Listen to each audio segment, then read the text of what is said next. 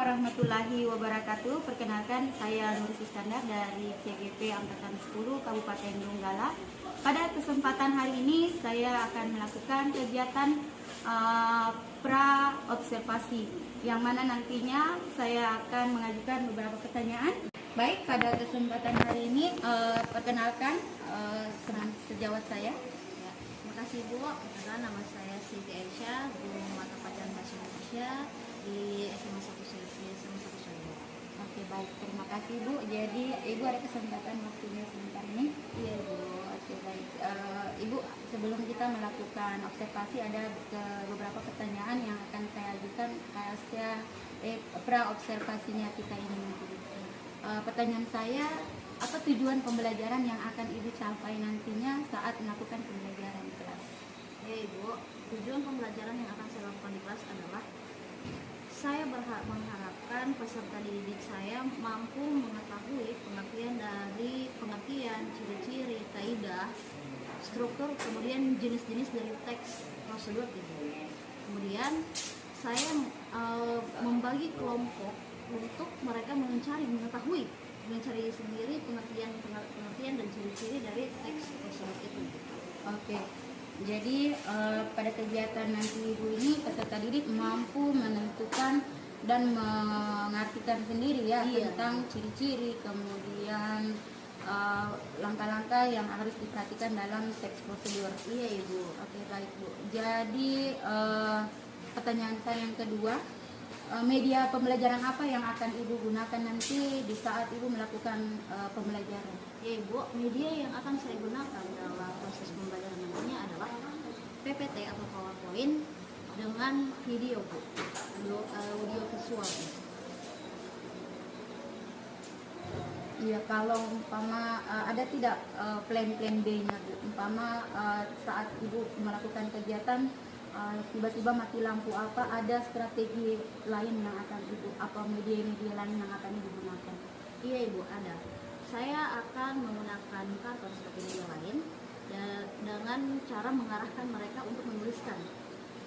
Ketika saya memberikan mereka, sebenarnya Bu sudah masuk di strategi. Ketika saya bilang menggunakan karton, maka saya pasti akan memberikan pertanyaan pemantik kepada mereka. Kemudian saya meminta mereka menempelkan di karton.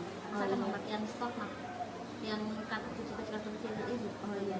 Oh, jadi itu strategi pembelajaran Ibu. Jadi apa lagi yang akan Ibu lakukan strateginya Ibu nanti? Setelah saya juga akan melakukan pembagian kelompok Ibu kepada anak-anak saya di kelas nantinya, yang mana kelompok itu adalah bersifat pembelajaran berdiferensiasi yang seperti ini yang sudah dicanangkan Ibu, dengan cara mereka membagi kelompok sesuai dengan kenyamanan mereka, seperti itu Ibu.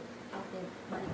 Oh, jadi strategi yang akan Ibu lakukan, Ibu akan membagi beberapa kelompok sesuai dengan asesmen awal yang pernah Ibu lakukan. Iya. Yang mana mereka Ibu tahu bahwa ini yang mereka suka audiens, kemudian yang mereka sukai adalah video. Jadi, Iya Ibu. Baik Ibu, terima kasih. Jadi kapan rencana kegiatan pembelajaran observasinya kita di kelas nanti?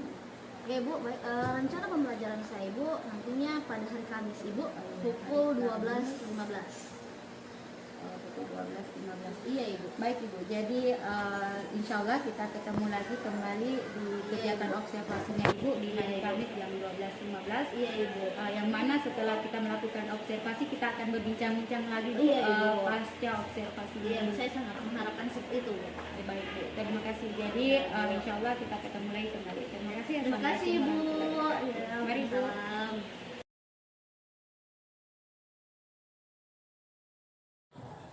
Assalamualaikum warahmatullahi wabarakatuh.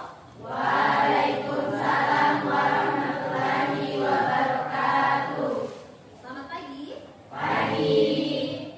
Bagaimana kabarnya anak-anak? Baik. Alhamdulillah. Ini kita masih diberi nikmat kesehatan ya dari Yang Maha Kuasa, sehingga kita bisa bertemu di hari ini, di pagi hari ini dalam proses belajar dan mengajar. Nah, sebelum proses itu terjadi, ada baiknya kita berdoa dulu. Semoga dengan berdoa fokus kalian terjaga dalam proses pembelajaran. Nah, berdoa saya yang mungkin, marilah sejenak kita menundukkan kepala, berdoa mengutamakan dan keyakinan masing-masing. Berdoa.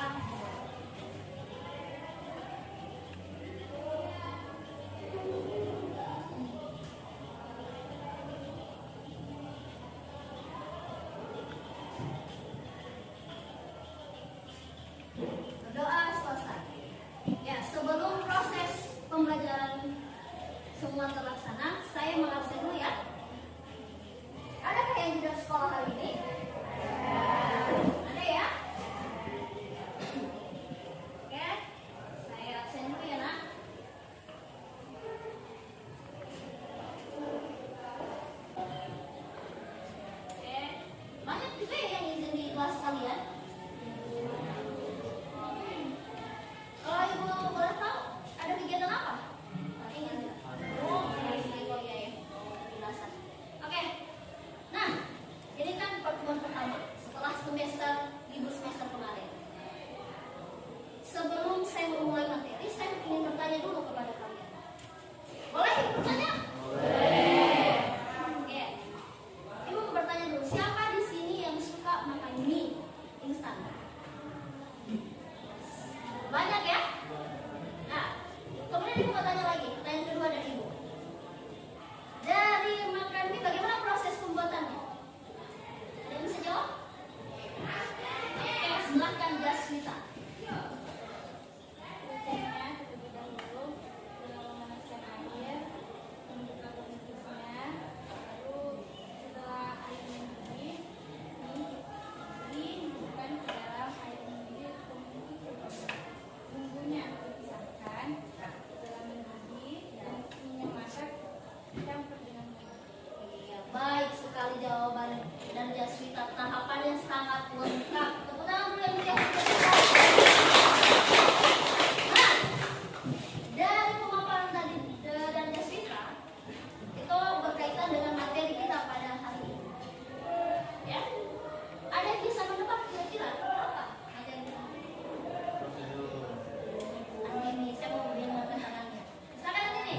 Teks prosedur. Iya, teks prosedur. Jadi, hari ini kita akan mempelajari tentang teks prosedur. Setelah kemarin di kelas 1 kalian belajar berbagai macam teks ya, ada teks deskripsi dan lainnya. Sekarang kita belajar tentang teks prosedur. Nah, tujuan pembelajaran kita hari ini adalah yang mana kalian itu mampu mengetahui pengertian, ciri-ciri, kaidah kebahasaan, kemudian jenis dari teks prosedur itu. Maka dari itu, Ibu akan memperlihatkan sebuah video. Saya berharap dengan kalian menonton video ini, maka kalian mengetahui apa itu teks prosedur. Ya, tolong disingkat dengan baik ya nak. Oke, semua pandangan dan konsentrasinya ke depan.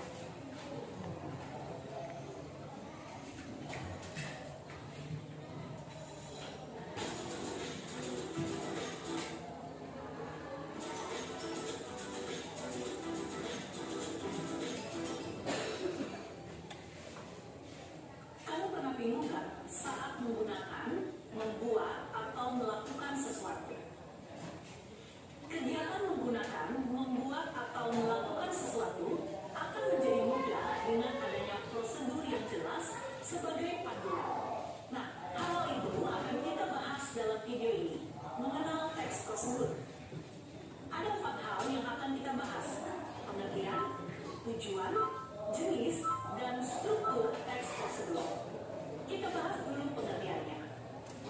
Teks prosedur adalah teks yang berisi langkah-langkah atau tahapan yang harus dipenuhi dalam melakukan suatu kegiatan agar kegiatan tersebut dapat berjalan dengan baik.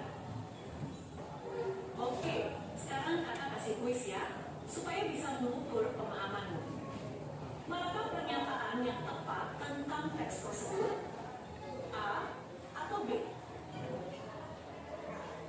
Tidak akan kelihatan dengan jelas ya. Maaf.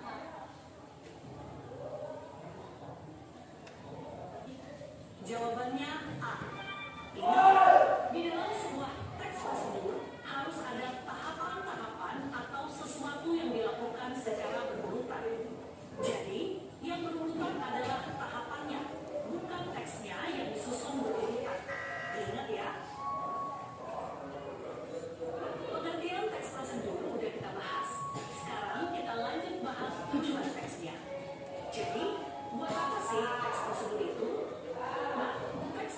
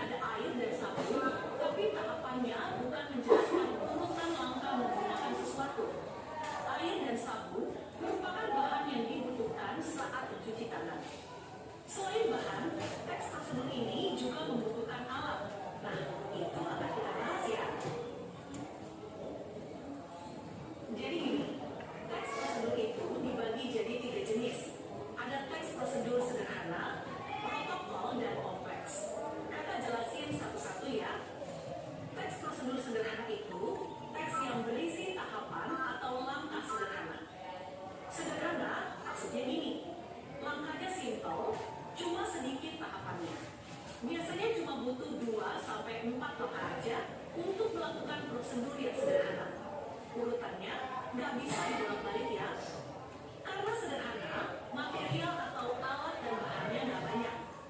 Contohnya, cara memakai mesin listrik, menyalakan televisi, atau masak nasi pakai alat pengawet nasi.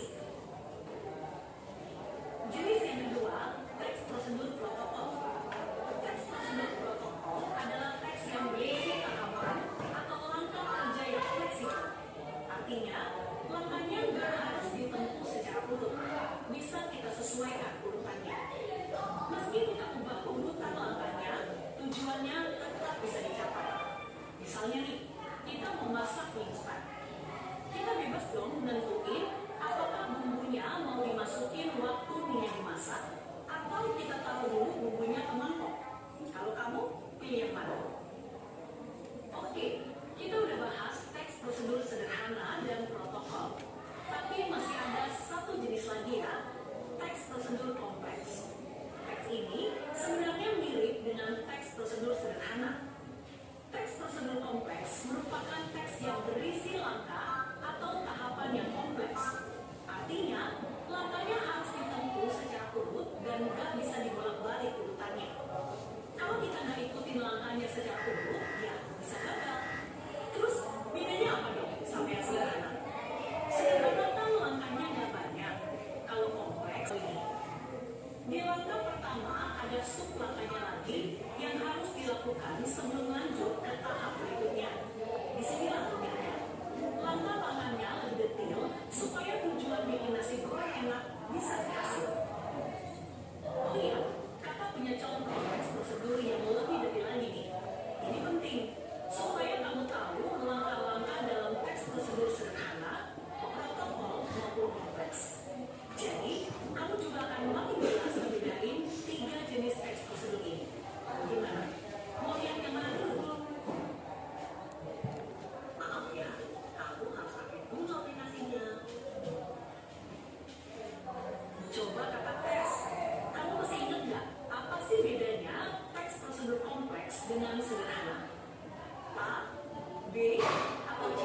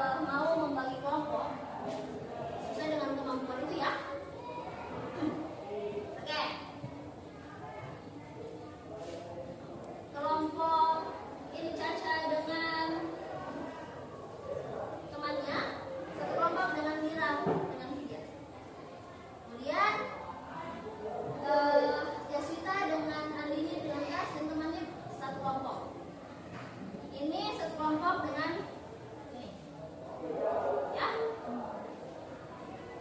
Kemudian ini dengan ini sekelompok. Ini sekelompok. Sambung dengan ini, ya. Oke, sekarang dibentuk kelompok. Ya, silakan.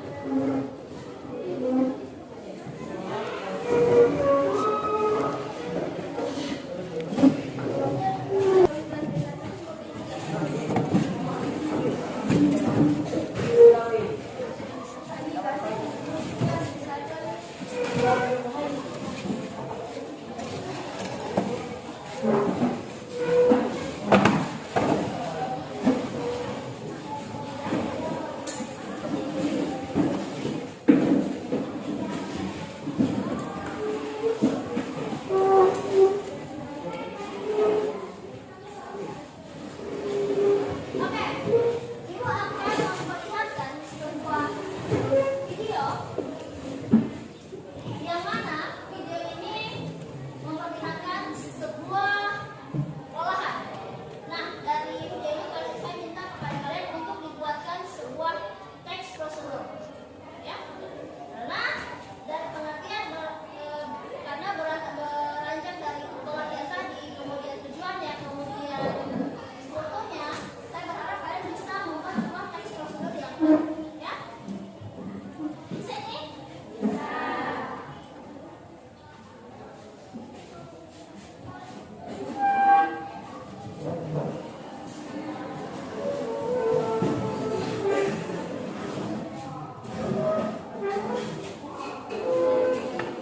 Ingat ya, teks prosedur itu dia punya struktur. Ingat ya, ingat prosedur, ingat dia punya struktur. Maka buat seperti itu. Oke, silahkan lihat sebuah video.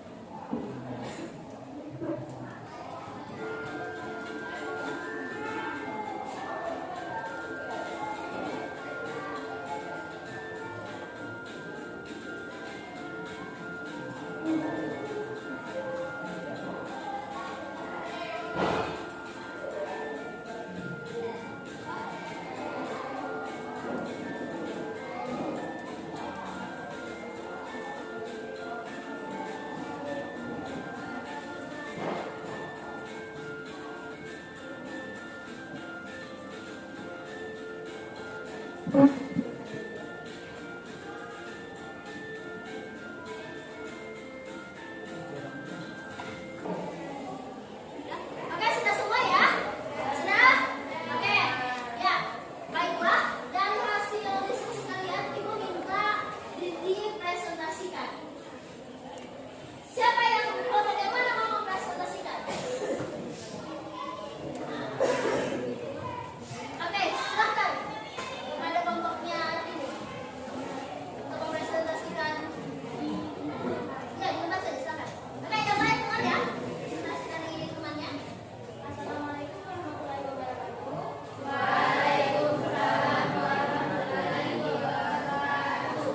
Kami dari kelompok 2 akan mempresentasikan bagaimana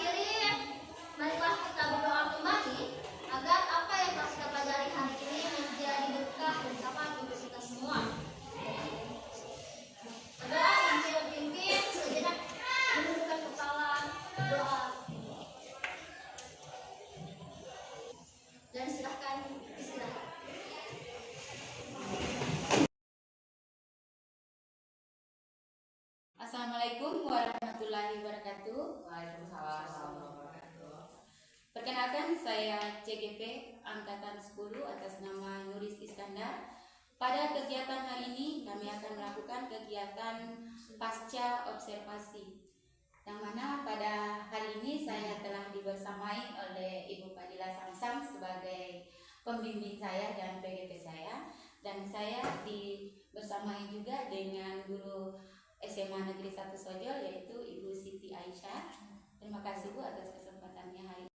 Kita dan bahasa Indonesia. Apa kabar Bu? Alhamdulillah baik. Alhamdulillah kabar baik. Bu Aisyah? Ya, alhamdulillah baik juga Ibu. Ibu sendiri? Alhamdulillah kabar baik juga. Bagaimana perasaannya Ibu setelah kita melakukan kegiatan observasi kemarin? Ya, alhamdulillah Ibu, perasaan saya setelah kita melaksanakan observasi kemarin itu sangat lega Ibu. Seperti itu Ibu perasaan saya. Kira seperti gunung meletus yang meledak. Berarti ada deg-degannya sedikit juga, tapi lega sudah setelah melakukan kegiatan observasi tadi ya Bu. Sudah jelas dan sudah pasti Ibu. Baik Ibu, terima kasih. Jadi kira-kira saat melakukan observasinya Ibu ini atau pembelajarannya Ibu di kelas ini, apakah tujuan pembelajaran dan area pengembangan yang Ibu laksanakan itu sudah tercapai? Alhamdulillah, kalau tujuan pembelajaran itu Ibu tercapai, karena tujuan pembelajaran saya kan mengidentifikasi pengertian, struktur, ciri dan langkah-langkah dari teks prosedur. Kemudian kalau area pengembangan yang ingin saya adalah area pengetahuan Ibu, yang mana sudah tercapai juga. Dan tapi kalau untuk area pengembangan keterampilan belum maksimal, mungkin nanti di pertemuan berikutnya Ibu. Oke, baik Bu. Jadi skalanya di sini sudah berapa keberhasilannya ini? Ya, kalau dihitung dari skala ini, dari skala berapa ini? 1 sampai 10 ataukah 10 sampai 100 ini kira-kira skalanya ini gimana sudah Ibu? Ya, kalau bicara soal skala Ibu, mungkin saya bisa menjaminkan ada di skala 85%. Oke, baik. Bagus. Jadi tidak lama lagi 100 ini. Ya, semoga Bu. Baik Bu, jadi ada tidak kendala-kendala penghambatan yang Ibu rasakan saat di kelas tadi? Ya, baik Bu. Iya Bu, kalau bicara soal kendala lagi ada. Saya dapatkan di kelas yang mana tingkat fokus atau tingkat konsentrasi dari peserta didik saya itu sendiri masih belum maksimal Ibu. Jadi ketika saya waktu melakukan strategi pembelajaran yang mana saya memberikan pertanyaan-pertanyaan pemantik, mereka tidak semua menanggapi, hanya beberapa orang saja. Kemudian Ibu, kan saya membagi kelompok, ya seperti Ibu lihat kemarin, membagi kelompok yang mana seharusnya di awal sebelum kita observasi itu kan saya katakan saya mau menggunakan metode berdiferensiasi. Nah, tapi pada saat observasi itu saya tidak melakukan pembelajaran berdiferensiasi karena itu Bu, saya lupa. Karena mungkin kayak faktor deg-degan di awal itu yang kayak perasaan kayak gunung meletus itu. Seperti itu Bu. Jadi saya lupa untuk bahwa anak-anak itu memang harus dimerdekakan dalam proses pembelajaran. Jadi saya tidak menggunakan pembelajaran berdiferensiasi pada saat pembagian kelompok itu Ibu. Mungkin Ibu bertanya-tanya itu dalam hati Ibu, kenapa tidak ada pembelajaran berdiferensiasinya ini? Seperti itu. Dan semoga kedepannya saya bisa menerapkan itu Ibu. Iya, baik. Jadi apa strategi Ibu kedepannya untuk lebih meningkatkan lagi kekurangan tadi peserta didik yang kurang aktif, kemudian nanti bisa dilupa, jadi strategi apa yang akan Ibu lakukan ke depannya? Iya, strategi yang akan saya lakukan ke depannya itu Ibu, yang pertama adalah saya akan menyiapkan media pembelajaran yang lebih inovatif lagi. Kemudian Ibu, saya akan menggunakan itu tadi yang saya katakan, yang belum saya laksanakan adalah penggunaan metode berdiferensiasi. Terus dengan juga saya mau menerapkan ice breaking, karena kan memang pada saat kita observasi itu pembelajaran saya di jam akhir, di jam 7-8. Mungkin karena itu anak-anak juga jadi